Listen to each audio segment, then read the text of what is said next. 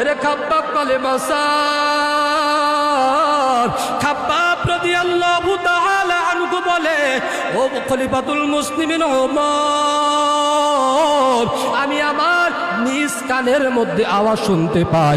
আমি আমার এরকম ভাবে ওমর রাদিয়াল্লাহু তাআলা আনহু খাব্বাব যখন তাকে এরকম ভাবে পিঠের কাপড়টা দিয়া দেখাইলেন, যখন পিঠের মধ্যে কেমন যেন এরকম ভাবে পুরা মাংসের টুকরা পুরা দেখা যায়, আসরও দেখা যায়। খাব্বাব রাদিয়াল্লাহু তাআলা আনহুকে ওমর ডাক দিয়া বলে, রে খাব্বাব, তোমার কুষ্ঠ রোগ হয়েছে কতদিন?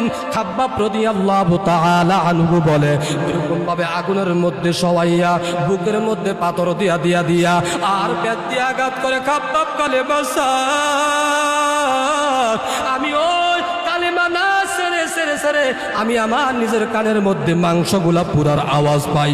আর আমি আসমানের দিকে তাকাইয়া বলি, ও দয়ার মালিক,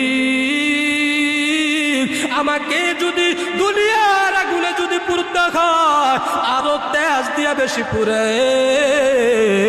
কারণ দুনিয়ায় আগুনে পুরা ভালো, কিন্তু জাহান্নামের আগুনে পুরা ভালো না। জোরে বলেন ঠিক কিনা?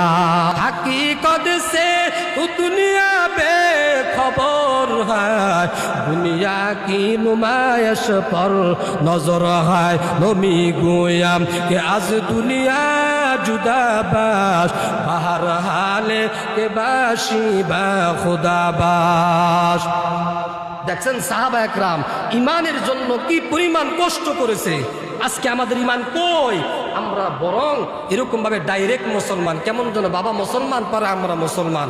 ইমানের জন্য বিন্দু পরিমাণ কষ্ট কেউ করেছেন? অথচ সাহাবা একরামদের জিন্দিগি পড়েন, প্রত্যেকটা অধিকাংশ সাহাবা একরাম শুধু কালেমা গ্রহণ করতে যে পরিমাণ কষ্ট করেছে, আমার মনে হয় আমাদের চামড়াগুলো যদি এখন টেনে টেনে ছিঁড়ে ওই পরিমাণ কষ্ট হবে না। তাই আসুন আমরা এই দামি ইমানটাকে যেন এক কথায় নষ্ট করে না ফেলি। বড় আফসোস লাগে, এমনও মুসল্লি এমনও কথা বলে, হাসতে হাসতে ইমানটাকে নষ্ট করে দিচ্ছে। ইমানটাকে কোনো কিছুই মনে হচ্ছে না, ইমানটাকে মূল্যহীন মনে হচ্ছে।